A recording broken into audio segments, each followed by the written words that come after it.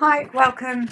Vivian here, and the question today, I'm still getting used, so I'm checking things. So, start again. Hi, Viv here, and our question today is: what is my instinct telling me? So, when we're thinking about our instinct, we're thinking about our gut feeling and aligning it to our mind and what we know feels right. So, it's about coming from a grounded position. So we're having this conversation on Tuesday night about leadership and having different definitions of leadership. So I just want to recap about what I'm doing in terms and how I'm defining leadership. I'm looking at feminine energy. I'm looking at the wider perspective. So this is more about the why.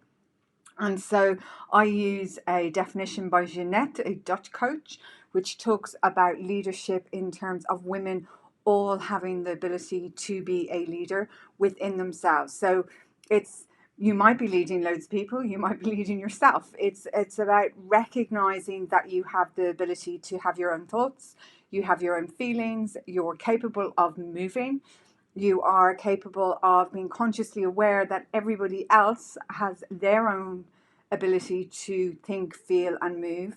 And you are coming from a grounded position of filling up with making your own choices consciously in accordance with your well-being. And well-being is defined as work, non-work. So Jervis and Miller, who do an awful lot of work on women and who've been very central to a lot of the research I've done over the last few years, we describe well-being for women, and that more feminine energy is more around the collective. It's about building relationships. It's about wanting to engage rather than just be in a competitive, more of a pincer movement. It's, if you're familiar with Aikido, it's very much about circular movements. And it's about recognizing that everybody else is moving in their own world and you're moving in your world. And for women's well-being is when they actively participate in designing the work, non-work lifestyle of being able to more actively engage with the relationship components of their life in terms of family, friends, and having the resources of support as well as the inner resources of optimism, confidence, feeling valued, then that increases well-being. And well-being is mental, physical, emotional, and spiritual.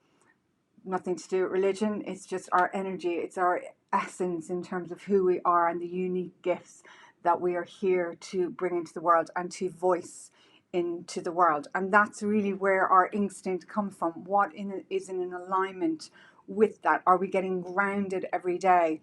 And it's always like we live in a world where there's lots of problems. We like to solve problems. We might like to see an awful lot of problems, and we're conditioned to dwell on the problem. When we dwell on a problem, which I'm very good at doing too, we go inwards, we go into the problem, we go into the weeds.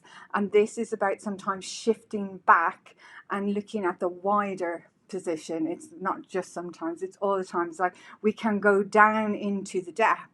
It's coming back and seeing the wider perspective and being able to take what we need from that, but to be able to come back. And particularly, I mean, honestly, my own realization over the last year is that I've been running a business for 10 years this year. 10 years I've had Granuaile, and I'm very proud of an awful lot of what I've achieved. But there's been elements in time, and really over this last year, where there become a lot of problems that are not being bounced off anybody else because A, we're in lockdown, B, I live in a different country, and although I've been here for 20 years, still not my home. It's still not the same kind of flavor of what I was brought up with. And so it's still a different structure to navigate. And so it's easier to start focusing on the problems and then forget that you have to take a wider perspective and to stand back and to be able to soundboard that out. So it's becoming more conscious of what we want to express and some of the unconscious patterns that can come up that would hold us back, that stop us from being our optimal self, stop us from getting into seeing the wider issue and starting to be able to make more consciously aware decisions of being present in that moment. So, for example, fear is, fear of loss, fear of it's not going to work out, and fear that I'm going to have to go back to an experience that has frightened me. So things like that get triggered when we start getting into that real kind of place of the problem of what's wrong and how do I solve it.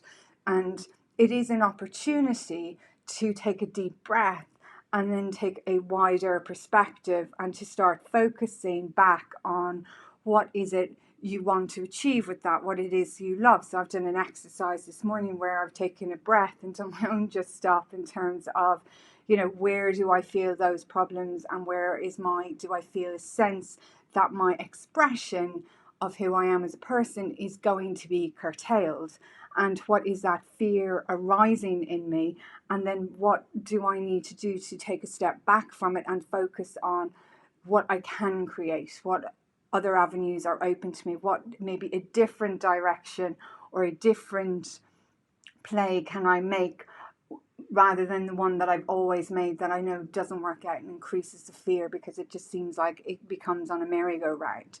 So my instinct is telling me that I need to acknowledge that there is a fear there, that there is a problem, and then I need to take a step back and actually look at the thoughts, look at my feelings, look at where I am, and look at what else might be a different route to not only step through my fear, false evidence appearing real, also find a different path so that I can learn and grow from that and move on.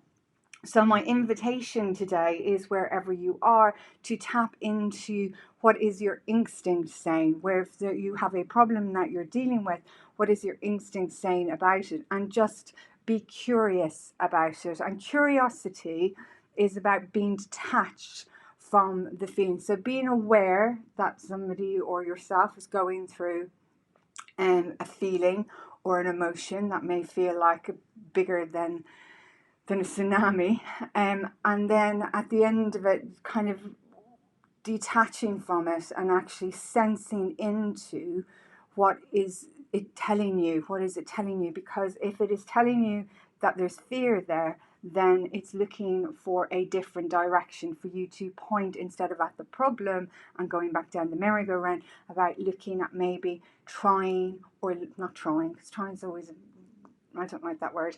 It's about finding maybe a different avenue and just being gentle with yourself. So, and that then supports having the release of any kind of negative feelings, so you can go back into choosing what you love to do, which is look after yourself, because the first person we love is ourselves.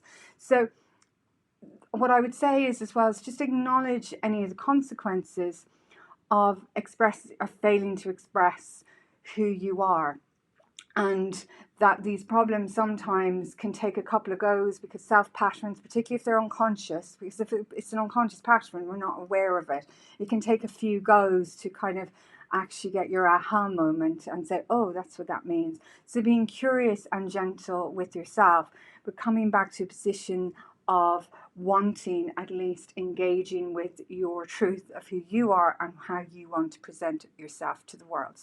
Hope that all makes sense, because remember, the first person one leads is oneself, mind, body and spirit. So I'm Viv Bannigan. I'm the owner of Granuaile Limited.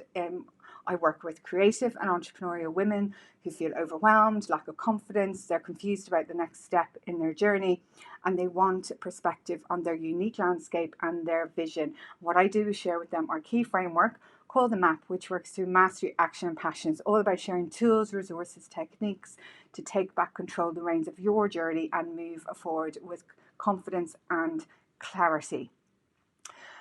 We have a webinar tonight at 6 o'clock. If you are interested in knowing more, we will be talking about heartfelt intention. I will be sharing with you the story of Granuaile, who is our female leadership inspiration. She's the woman to go to, the woman to follow. And we will be talking about why an intention is important. So very much I work with heartfelt intention, so getting into the truth of who you are and your gifts, and exploring your natural resources. So we're talking about what an intention is, why it's important, how to create intention, and sharing with you 3 actions that you can take away with you. So please, I'll have the link below. If you would like to register, please register. If you cannot make it and you still would like to attend, we run this class every Thursday at 9 and 6 o'clock, or just register and then you'll eventually get an email with the video on it. So you can then watch the class. Or come back to this page, because hopefully by this evening I'll have figured out how to stream it into Granuaile. So till then, thank you very, very much. Have a wonderful day, whatever you're doing, wherever you are. I will be back on this page next Tuesday. Till then, take care. Goodbye.